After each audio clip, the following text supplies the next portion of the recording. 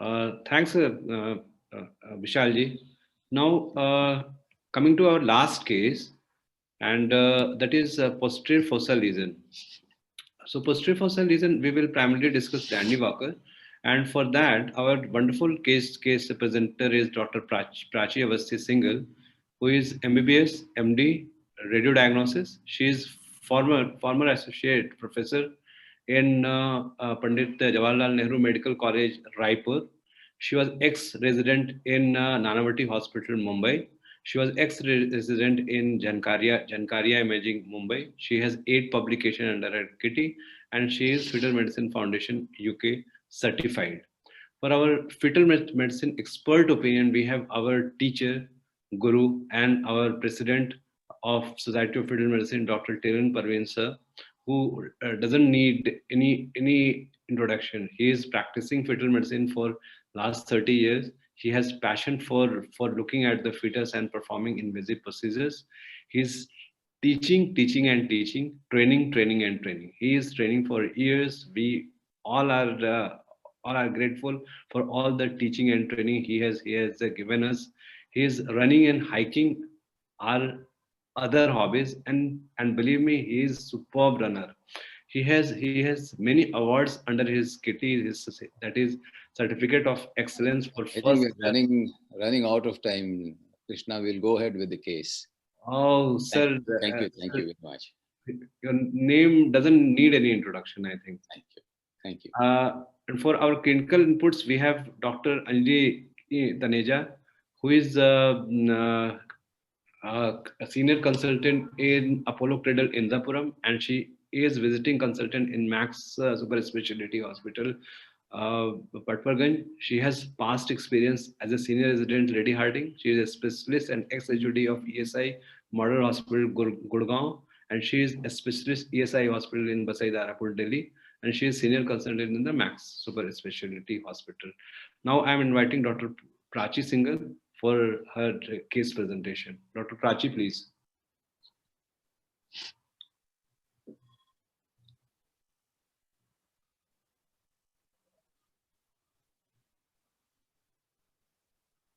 I think that you need to unmute yourself.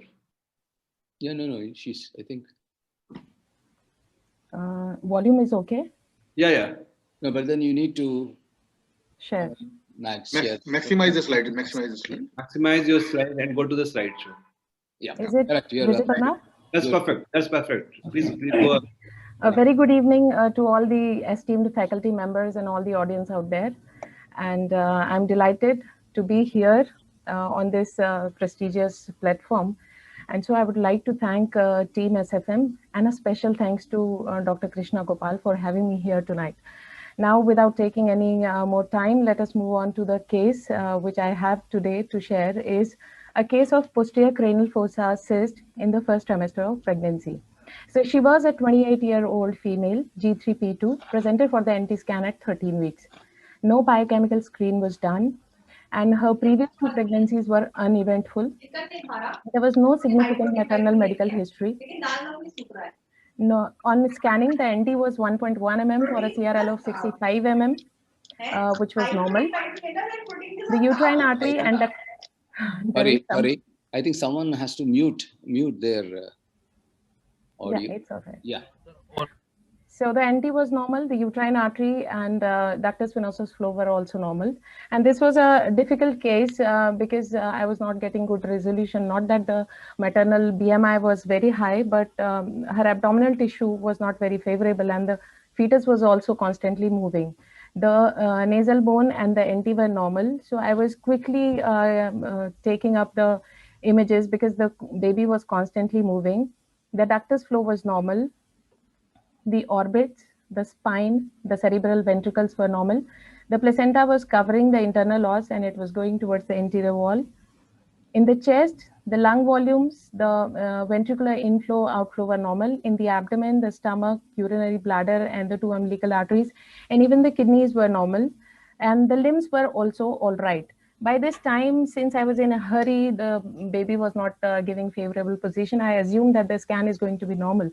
But I was struggling for a good mid-sized section. And when I got it, to my surprise, there was a big posterior fossa cyst. A quick revision of the normal.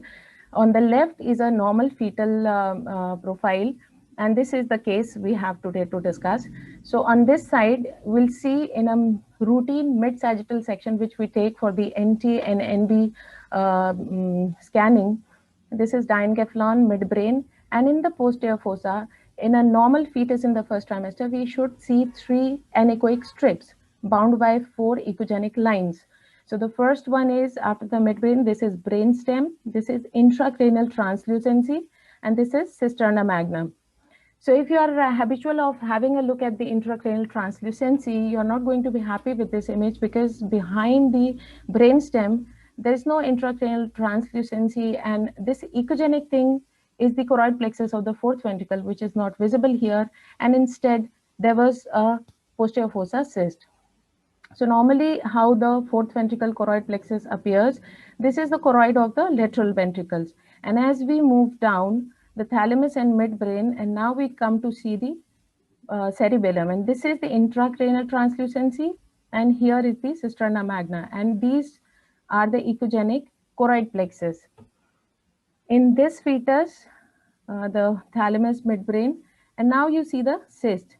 The cerebellum is lifted upwards. Here is the cerebellum, and you don't see the choroid plexus. On the coronal, you can see the same thing. So we proceeded for the transvaginal scan, seeking for better resolution, which confirmed the low-lying placenta covering the os. And this placenta was giving more problems because it was pushing the fetal head even upwards away from the scanning field of the TVS. So on TVS, the anterior and middle cranial fossa appeared normal, while in the posterior cranial fossa, looks relatively large, and this is the cerebellum wrapping around a cystic lesion, which was nearly 7 mm in size. So this is cerebellum, and you fail to see the choroid plexus, IT, and cisterna magna separation. This can be seen again in the coronal plane. A good mid-sag was not obtained on TVS. So this is oblique coronal section where you see the lesion. This is the cerebellum, which is slightly pushed upwards and posteriorly, and this is the tentorium. On axial TVS, you can see the cyst beautifully. This was the coronal sweep. The lateral ventricles, the orbits, they appeared normal, the thalamus, and now you see the posterior fossa. So this is TVS, and now you see the upward shifted cerebellum. This is the cerebellum, and this is the posterior cranial fossa cyst. So we told the patient about the problem, and we told her to get the screen, biochemical screen, combined screening, and the invasive testing done and report after 2 weeks. So she followed the advice only partly, and she did come after 2 weeks, but without having anything else done. And to add to my hardship, there was this focal myometrial contraction making the scan even difficult, and she reported early in the morning in a busy OPD. Anyways, we went ahead, and this is the axial section, axial sweep at 15 weeks. I thought there was little hydrocephalus developing, but that's a subjective finding. Maybe experts will tell us more. The orbits were normal.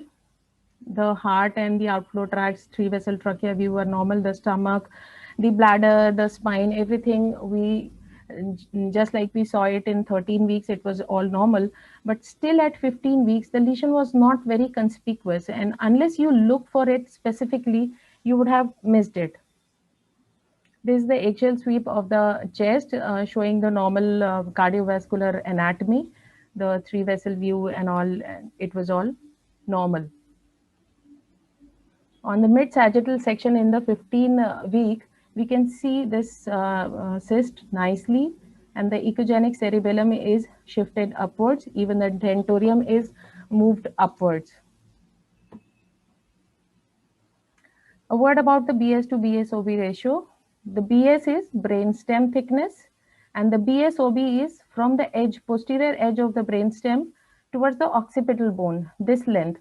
So this ratio, normally it is less than 1. it was less than 0.5 at 13 weeks, and it further went down to nearly 1/3, 0.3. That means the cyst was really growing fast.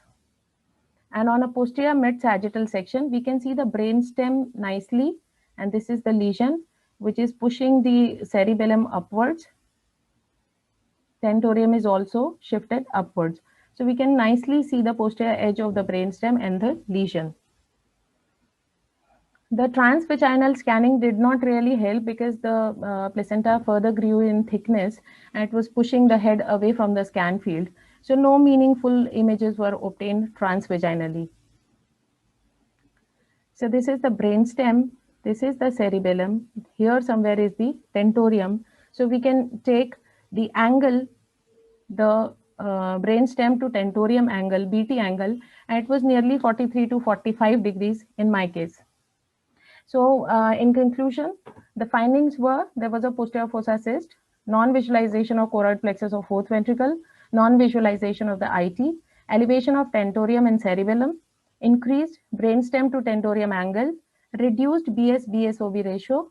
And so based on these findings, a diagnosis of Dandy-Walker complex was considered. That's all from my side. Thank you for your attention. Wonderful, Dr. Prachi. You have explained it very well. All the findings, limitations, and the early morning rush as well. now coming to the to our stalwart, Dr. Parveen sir, and as his deputy, I have this honor to share his slides also. I think, Krishna, we will share the screen a little later. Let me first go through the case. Okay. Yeah, please. Now, first and foremost thing, here we have a patient who has been examined at 13th week and again at 15th week, which shows that there was a cystic space occupying lesion in the posterior fossa. Now, once we have a cystic posterior fossa space occupying lesion, there are two differential diagnoses that we should entertain. One is either it is a Blake spot cyst or it is a occipital encephalocele. These are the two most important things that you have to keep in mind.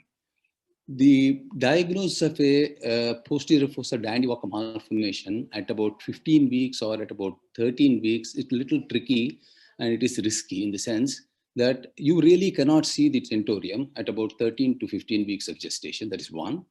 The development of the vermis happens only after 18th week. Whatever the signs which you are going to see at 13th week or 15th week, it will be only an indirect evidence, but not the direct evidence. So keeping these things in mind, it is always essential to think in terms of either a Blake spot cyst or a occipital encephalocele. Now, coming to your case, I know it was a very busy schedule which you had with your morning scans and all, but then if you go carefully see the occipital region, there is an occipital defect. If you can share your screen again, I think we can go back to last 2-3 slides where at about 15 weeks of gestation, you took wonderful sagittal sections. Can you please share your screen and show us? Yes, sir. In 15 week, I could see, I thought a meningocele. Yeah, please share the screen.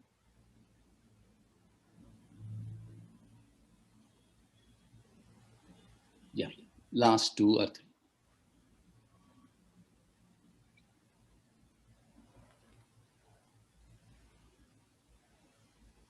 Yes, yeah, wonderful. It looks like a meningocele. I thought of that. Yes, very good, excellent. Now, I know, I'm sure you would have thought about it, and it was wonderfully worked up. I am sure you have done a great job. Particularly this particular section is not that easy to get. This is one of the sections which is absolutely required in order to really define the presence of a cystic space occupying lesion in the posterior fossa.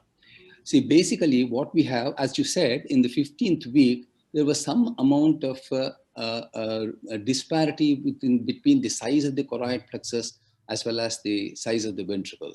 Normally at about 15 weeks of gestation, you should see that the ventricles, lateral ventricles, should be filled with the choroid plexus, whereas there was some sort of more of a fluid and less of choroid plexus, which indirectly indicate that there could be hydrocephalus. Now, having these things in mind, particularly when you have an occipital encephalocele, it works like a Chiari 2 malformation, where it pulls down the posterior fossa components. And actually, the one which is seen as an echogenic one is actually the vermis. It is not the cerebellum, because you are doing it as a mid-sagittal section. And now when you have this as vermis, and when you have a large cystic space occupying lesion here with a bony defect, this is the bony defect which is very clearly demonstrated by you. It was wonderful. Actually, this sort of sections are very, very difficult to obtain. I know, I appreciate your effort to get this one. And so keeping these things in mind, first and foremost thing, we need to think in terms of common problem, that is the Blake's pouch cyst and then the occipital encephalocele. Now here, in this case, I would put my bet on an occipital encephalocele. Now coming back to the posterior fossa cystic space occupying lesions, leave alone the first trimester, because first trimester, can you unshare your screen, please? Right. Now, coming to the posterior fossa space occupying lesions, particularly in the first trimester, there are 2 points which you have mentioned very nicely. One is that the BS-BS-OB ratio. The reason is, whenever you have a posterior fossa cystic space occupying lesion, what happens is that the BS becomes smaller and the BS-OB ratio gets altered, and the OB, that is occipital to the brainstem, becomes bigger, because that is the place where the cyst is. That is one. Whenever we have the Blake's pouch, in one of your wonderfully demonstrated coronal sections, we could even see that the choroid plexus of the fourth ventricle were pushed upwards. See, the hemodynamic or the pathophysiology is that when you have a posterior fossa cyst, what it does is it elevates. That is the reason why even in a second trimester, you do have minimal rotation of the vermis. That is the usual feature, okay? Because of that one, because it is a space occupying lesion, it rotates the vermis a little bit upwards, but not to the extent where it happens in a Dandy Walker malformation. As it does, it also elevates or pushes the choroid plexus of the fourth ventricles upwards. So that is one of the features which will clinch the diagnosis. Now, coming to the factors which you are going to look for whenever you are dealing with a posterior fossa space occupying lesion is, first and foremost thing, you need to obtain perfect mid-sag sections. Not only that, on the axial plane also, we would like to positively have features which are going to tell us about the cerebellum, transcerebellar distance, depth of the cisterna magna, character of the fourth ventricle, size of the superior part of the vermis, that is the vermis which is echogenically seen on either sides of the cerebellum. So these are the features that you would like to know. When once you do a sagittal section, you would like to assess the morphology of the vermis, biometry of the vermis, location of the vermis, or rotation of the vermis. So when we take the morphology of the vermis, you know that there are 3 lobes, and these 3 lobes are divided by the primary fissure and the secondary fissure. The primary fissure is the one which divides the upper and the lower 2/3, and commonly the hypoplasia of the vermis takes place in the lower 2/3. So that is the reason why in a hypoplasia there is no rotation, whereas in a Dandy Walker malformation there is rotation, and the feature that differentiate between a Vermian hypoplasia and a Dandy Walker is elevated tentorium. The BV angle, which was given a lot of importance previously, is now not given much of importance, because particularly when we deal with the Blake's pouch cyst and the Vermian hypoplasia, there is a lot of overlap between the two. It is usually useful as far as the Blake's pouch, the Blake's pouch or Vermian hypoplasia and the Dandy Walker, but not between Blake's pouch and the Vermian hypoplasia. When you deal with the Blake's pouch and Vermian hypoplasia, it's the Vermian area which is more important, and also the location of the choroid plexus of the fourth ventricle. So these are the points which we have to keep in mind. So a proper sagittal mid-sag section of the posterior fossa is extremely important. I would advise that this should be done only by doing a transvaginal examination, as you have demonstrated very clearly in your slides, that once you started looking at the transvaginal evaluation of the posterior fossa, particularly using the posterior fontanelle as a window, you get a beautiful demonstration of the posterior fossa structures, particularly the midbrain as well as the hindbrain. See, whenever you are evaluating the posterior fossa, it is essential that you need to demonstrate the midbrain structures, that is the thalamus, pons, and the medulla oblongata. Unless you demonstrate that and demonstrate the aqueduct, it's not a complete evaluation of the posterior fossa. So keeping all these things in mind, next important thing which we need to know about the posterior fossa lesions is association. See, most of the posterior fossa lesions, whether it be a Vermeer hypoplasia or a posterior, the Dandy-Walker malformation, it is usually associated in almost about 45% of the cases are associated with cranial abnormalities. Almost 60% of the cases are associated with non-cranial abnormalities.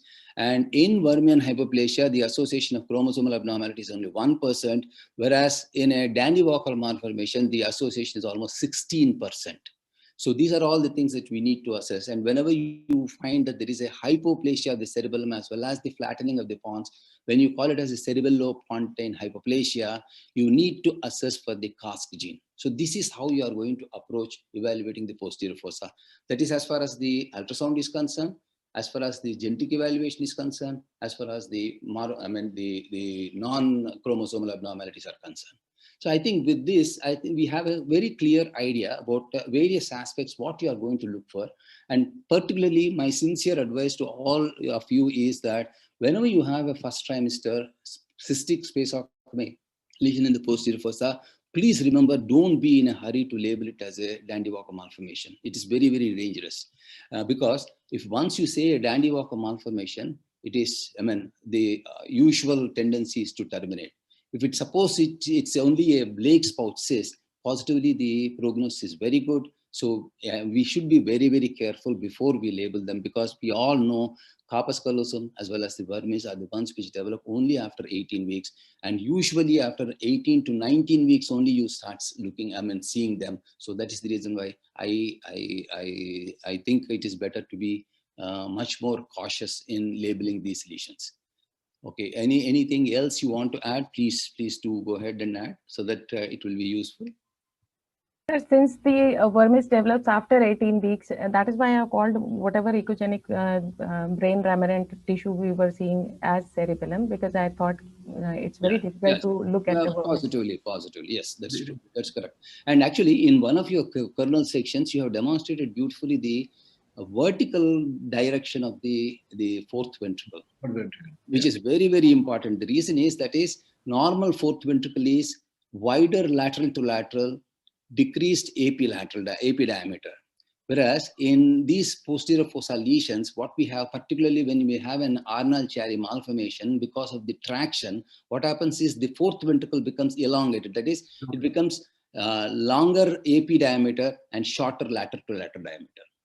Okay, I think it was clear. And then now let us have the clinical the counseling from our wonderful dynamic secretary, who has been putting us on leash, and he has been driving us to do many things which is becoming very, very difficult to us. Krishna, wonderful. Thank you for giving me this opportunity, and please go ahead and offer us the counseling.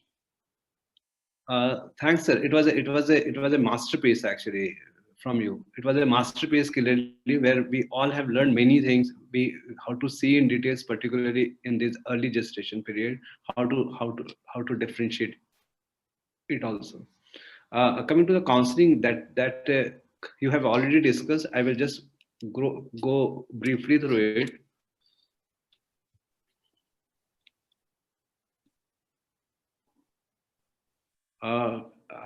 I have actually divided all these lesions and has added the same kind of general consideration that I have discussed with you before.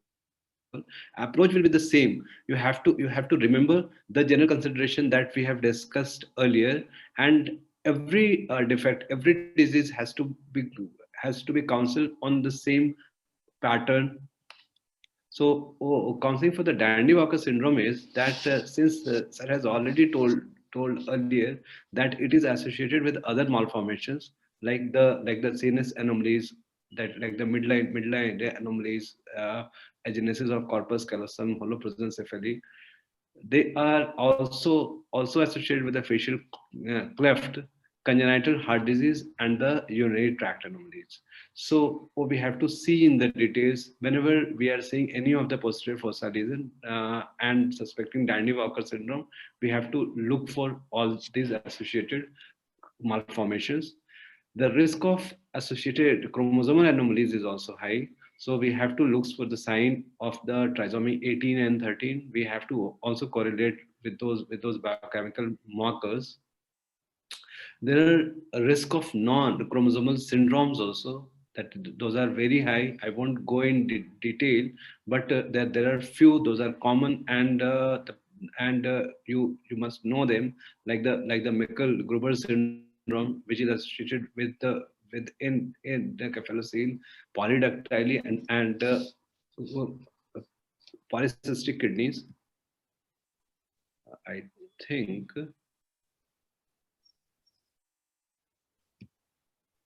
Yeah, you have to share your slides. Yeah.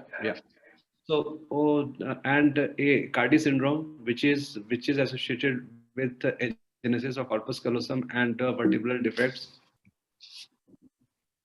So, since it is associated with the trisomy 18 and 13, so we should offer fetal karyotyping here. And since it is associated with many of the non-chromosomal syndrome, so detailed anatomical scan by an expert should be advised. We should do serial ultrasound monitoring also to assess the evolution of the lesions, and delivery should be done mostly in the tertiary referral center if possible. Prognosis, survival, and quality of the life. We must counsel the parents that these patients, these fetuses has poor outcome, and in absence of hydrocephalus, a small vermis with normal configuration, because configuration is very important. Vermis configuration is important. We have to see for its lobulations also. That is, if please make it full screen. Full screen and move the slides, because they're asking to move the slides. Yeah. Okay. I think it was a full screen only. No. No, sir. Please. Yeah. From current slide. Yeah. It's fine. Slides are not moving actually. That's why. Moving, and it's not full screen. It's still not on full screen.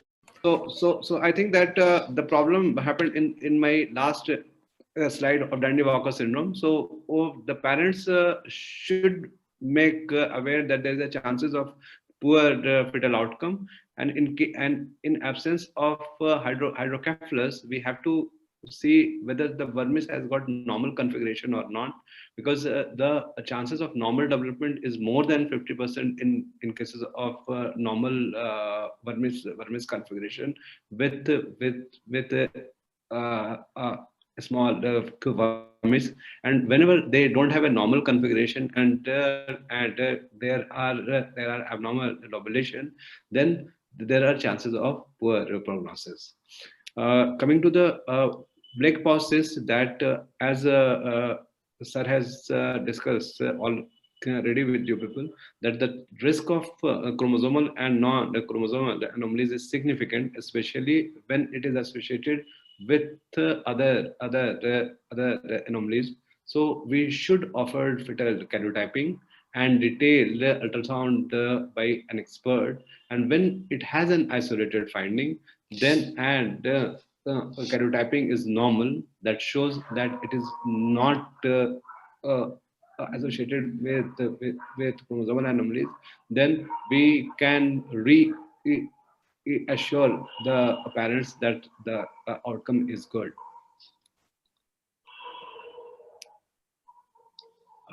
In cases of megacisterna magna, the risk of chromosomal and non-chromosomal anomalies is only higher when they are actually associated with other anomalies.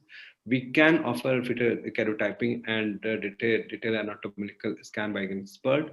But if there is no associated anomalies, the prognosis is good with the normal development. In cases of Vermeer hypoplasia, there is a chances of supratentorial anomalies, and risk of chromosomal and non-chromosomal syndromes are high, especially if associated with other anomalies, particularly Joubert syndrome. We should offer fitter karyotyping and detailed anatomical scan, and postnatal therapy is not much. Prognosis is frequently a part of multiple anatomical syndrome, and whenever they are isolated, they may be asymptomatic. So these are the defects. Whenever there are the associated anomalies or the chromosomal syndrome, only prognosis is poor, and when they are isolated, we can counsel the patient, the parents, that the outcome is good. In cases of arachnoid cysts, we must assure that the association with other malformations is low, and risk of chromosomal and non-chromosomal anomalies is also low. We should give the standard obstetrical care, and if there is hydrocephalus and macrocrania, only the cesarean section is advised. If the cyst is large and symptomatic, then it actually requires surgery. So,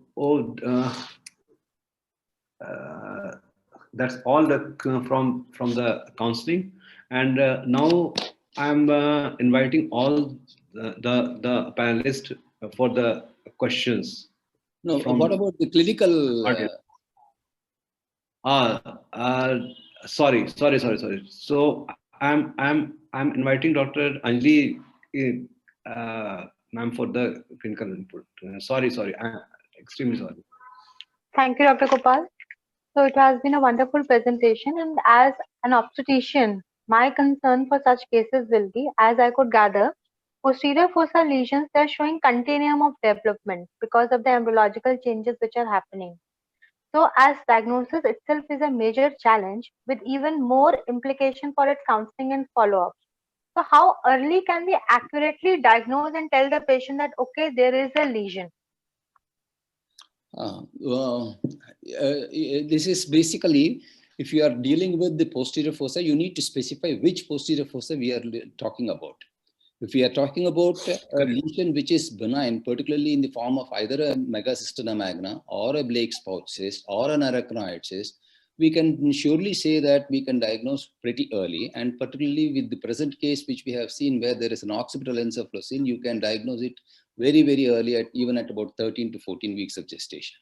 Once it comes to the Wermian hyperplasia or the Dandy-Walker malformation, the diagnosis is usually withheld at least up to 18 to 19 weeks. And before that, I would not venture to say something about the possibility. Maybe I can keep that in my mind as a differential diagnosis and reevaluate them further. So, sir, can it happen that there is absolutely no finding in the 12-week scan and suddenly we get something in the level 2? Regarding the Dandy-Walker? Regarding these posterior fossa lesions, which may be warranting again, you should not generalize the posterior fossa lesions. If you generalize the posterior fossa lesions, then it becomes difficult. If you are talking about Dandy-Walker, okay, let's talk about Dandy-Walker. Dandy-Walker, as we know, that the vermis develops only after 18 weeks. So positively, you may have some indirect evidences, but not direct evidence. Indirect evidences. Okay, because this question is more so important in our country because we are limited by our laws. So if a patient is getting level 2 at 19 weeks and we are still suspecting Dandy-Walker-like syndrome and not confirming it and then advising karyotyping to the patient, by the time we have the results, it may be late. So as a clinician, how should we go about it? There are two aspects of it. First and foremost thing is regarding the legal aspect. Now we have an outlet, in the sense we know there is another opportunity that we can appeal for it and get the thing. That is one aspect of it. The second most important thing is that karyotyping, you don't need to wait for 3 weeks. You can get a QF-PCR and get the karyotyping done in 2 to 3 days itself. So that's not a problem. Yeah. Sir, is there any role of MRI in such cases? Not at this stage of pregnancy, but well, in suppose it is in the late second trimester, yes.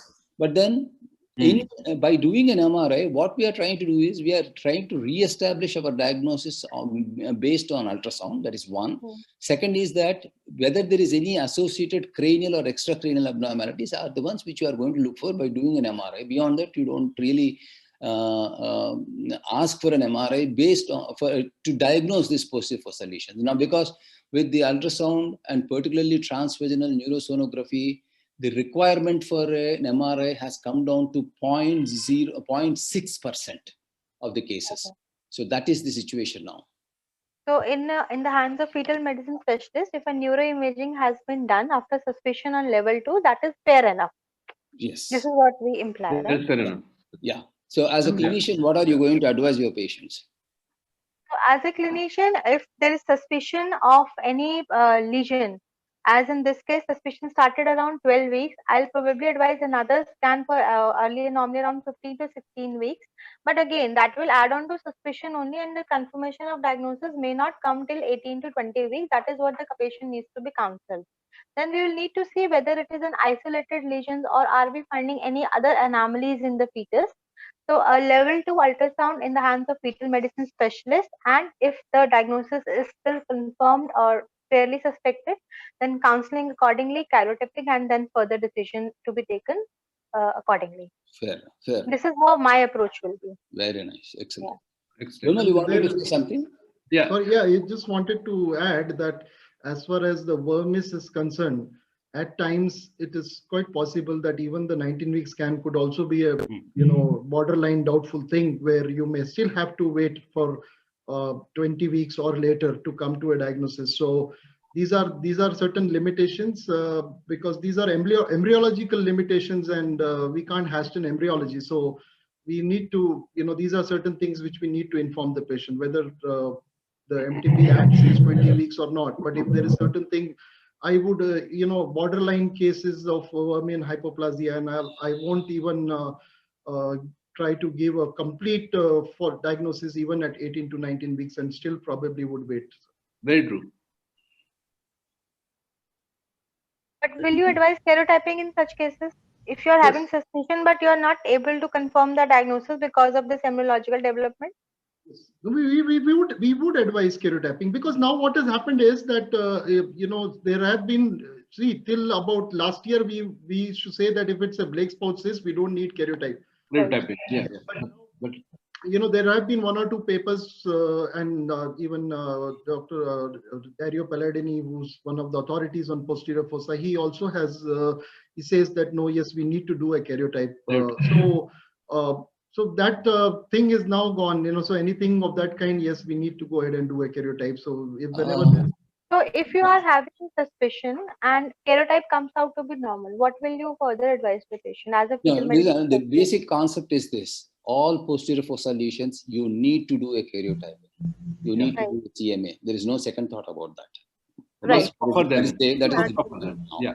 The second important thing, as you said, if the karyotype is normal, that means you are ruling out the possibility of a chromosomal abnormality. But then the structural lesion is not ruled out or confirmed just by doing it. The only thing is that adds to it. Suppose if it is positive, your approach will be different. Then we are much more confident in telling the patient. But like sir just mentioned, that confirm the diagnosis. It adds to your diagnosis. Yes. But in borderline cases, as sir already mentioned, if he's just suspicious, he's saying I'll not give the diagnosis in such cases, and karyotyping also comes normal. In such cases, how will we counsel the patient? Yeah, so karyotype has just looked after the genetic aspect to that. See, every time, every structural anomaly may not be chromosomally abnormal. That's the reason why I said in a vermian hyperplasia, it is only 1% of chromosomal abnormalities are associated. In a Dandy-Walker malformation, there is only 16% that are associated. So that means that the other 99% in vermian hyperplasia will be karyotyping normal, isn't it? So that doesn't rule out the possibility of a vermian hyperplasia. And also, I would like to add, sir, in cases of Dandy-Walker malformation, there is gross rotation of the vermis, there is enlargement of the posterior fossa. So it is usually very easy to diagnose. Diagnose. The that is- the problem remains between the Blake's pouch and the Vermeer hypoplasia. Usually, you won't hesitate to diagnose. Actually, I as think we are Dandy-Walker. discussing about the possibility of the counseling. It is all in the second trimester after 18 to 20 weeks of gestation. After 18 to 20 weeks. Yeah. But now what she is asking is, as a clinical clinician, when she has a patient where you are giving a suspicious of a posterior fossa lesion, what is she going to do?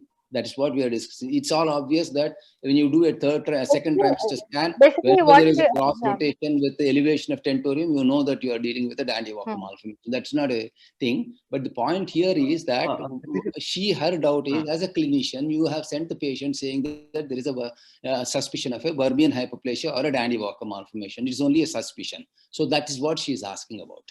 So what is the accuracy of diagnosis basically? Matlab, in what percentage we will be able to Once, clearly say that there if is it a is problem? more than 20 weeks, and if you are sure that you have demonstrated the vermis in the mid-sach section, and then assess that the area of the vermis is smaller, obviously it is very, very sure. That is, if you do a neurosonography, do a good sach section through the posterior fontanelle, your diagnosis is absolutely accurate. There is no second thought. Complete development of the vermis takes place by 20 weeks. That is the that is the issue. That is the main crux of the situation. Basically, whenever we are seeing any disease, we have to see for three things: whether this disease, this defect, is associated with other defects as well. Right. Second is whether they are associated with any genetic syndromes.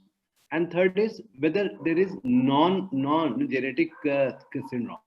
So if we are sending it for an expert for a detailed anatomical scan, and we are doing all these neuro sonogram, so basically we are ruling it out associated anomalies and to some extent non-chromosomal syndromes. Karyotyping we are offering to rule out associated genetic abnormalities. So Right. if these all are normal, then we can safely reassure the patient about the outcome. That's what the way is. Sir, can we take the questions? Yeah, please go ahead. So I'm not giving questions particularly to someone. You people can take questions. Anyone. From Dr. Shri Devi, how sensitive is upturned superior mesenteric artery for CDH? It is pretty sensitive, as see, otherwise in most of the cases you're not going to require it also. But what happens is when you are, you're not seeing the stomach and you're seeing some heterogeneous area, when you're thinking more in terms of bowel herniation, it does help you, and it is pretty sensitive. Vimal, I have a doubt. Suppose if it is the... No. Can you hear me? Sorry. Yeah. If there is only a stomach that has herniated, not the small bowel, still the superior mesenteric artery will be upturned? I mean, it's my doubt. Yes, but basically what happens is when the stomach is already there, we normally do not go for looking out for these additional signs, sir. Yeah. Okay. But it is mainly when it is the bowel which is there, that is the time when you go looking for an upturned superior mesenteric artery. Ashok Khurana has asked one question. Yes, sir. He is asking whether conventional karyotype or microarray. I think the days have gone for conventional karyotype, microarray. Yeah, it is only the CMA that we are going to ask. Yeah. Did it answer, Ashok? Yeah, thanks so much. That answers it. I just wanted to drive that point home. Thank you. It has to be Thanks for thank you. Joining us. Yeah. Our next question for the faculties are that from Jay Desai, how to differentiate between eventration of diaphragm and the CDH? Very honestly speaking, it's a very, very tough diagnosis to make. Differentiating between eventration and diaphragmatic hernia is really, really tough. MRI, yes, maybe of a better this thing, but at times practically I would say you see, you are able to make out the diaphragm, which is totally elevated. You find a lot of structures up there. Even the kidney is a little higher up.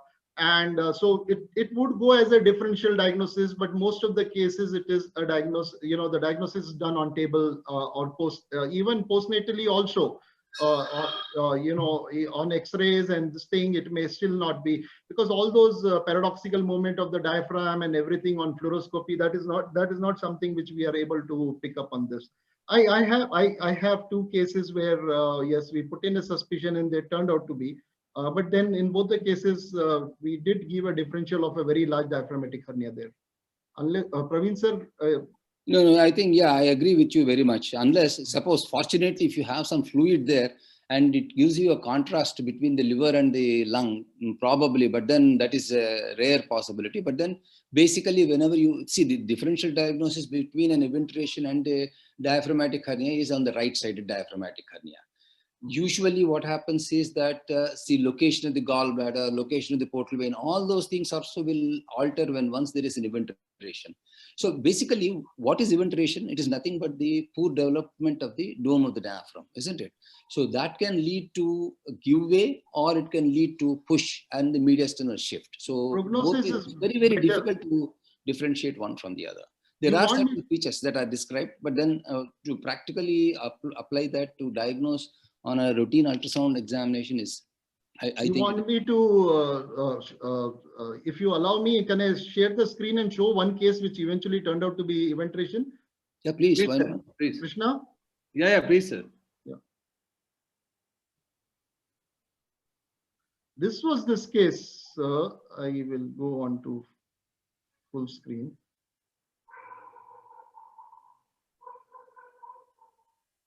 You have, of course, dextroposition and everything. You can see stomach there, and then you can see this margin, and of course, which this actually, I'm seeing some vessels in this structure there, and that's the stomach. And this I realized that was the spleen there, and I will show you one clip here.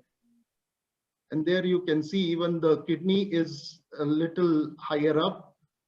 That's the stomach, and if we can make out, this is all the diaphragm there. This is all the diaphragm. But because of some amount of lung being seen on this side, I thought it to be a very large diaphragmatic hernia. But even postnatally, they thought it to be a diaphragmatic hernia, but on table it turned out to be an eventuation of the diaphragm. Okay. Our next question is that what are the roles of antenatal steroids in CDH? From Dr. Raj Kishore Bagde. Is there anyone who will take this question? Role of antenatal steroids? Yeah. Role of antenatal steroids in CDH? No, I haven't read of, because we normally give it for CPAM. Yes, no. I've not heard of any role of. Okay. The next question is from Dr. Shri Devi again. That is role of maxillary process and vomer in diagnosis of cleft lip and palate in the first trimester. Yeah, Mohit has already covered. I've covered that. Yeah. So I think the question came before the session, before that session started. Yeah. Next question is isolated cleft palate started with uvula. I think that this question has already been covered by Dr. Mohit. From Dr. Kavita Aneja, how do we see bifid uvula? Its appearance, since it is already bifid, showing equal sign. Mohit is there? No, sir. Mohit, I think he has left. No, he was moving from one place to another. So okay. What is the question again? Please come again. Yeah. How do we see bifid uvula, its appearance, since it is already bifid, that's showing equal sign? I think that she want to know that equal sign is there already. So, how we will diagnose bifid uvula? Why should the uvula be bifid? No, normal uvula, why should it be bifid? No. Normally we see equal sign. No, Dr. Mohit. Equal sign is a novel sign for the normal sign. No, novel sign for the palate. I mean, cleft palate. No, soft palate. She perhaps her question is that how do we see bifid uvula? He has shown the images very nicely. He has shown. Yeah. Another question is from Dr. Manohar. How can we suspect Jobert at this gestational age? That is Joberts. Joberts. Joberts at which gestational age? At this gestational age, I think he's meaning 18 to 20 weeks. So maybe he's talking about the first trimester, probably. First trimester, anyway, there is no question of Joberts at all. Second thing is, even in the second trimester also, the Joberts, we have what we call it as the molar tooth sign. But then more than the molar tooth sign, which is actually an MR diagnosis, in molar tooth, what basically the pathology is that there will be a deep interpedicular fossa. That is one, which is the crown of the molar. And then we have thick superficial peduncles on either sides, which are the roots of the molar. More than that, I would give more importance to the disposition of the fourth ventricle. If the fourth ventricle is AP diameter is more than the lateral diameter, I definitely would like to put my bet on a Joberts rather than anything else. So that is one thing which we have to keep in mind, rather than trying to demonstrate, because Joberts the molar tooth to demonstrate, you need to really work hard to get it. But then evaluating the disposition of fourth ventricle is much easier and going to be of great help. I think all the questions has been covered. There is one question from one last question. I think that Kavita has asked one more. If karyotyping is normal, can we continue? I think so we have discussed it already. No? Yes, right. yes. Any difference in prognosis of CDH and eventration? Yes, eventration eventually has a better prognosis than CDH actually. Correct. How to differentiate uvula from epiglottis, as both have same appearance? No. Glottis and uvula. Uvula is a hyperechoic area, which is surrounded by the fluid in the nasopharynx, isn't it? Yeah. There is no question of confusion between the two.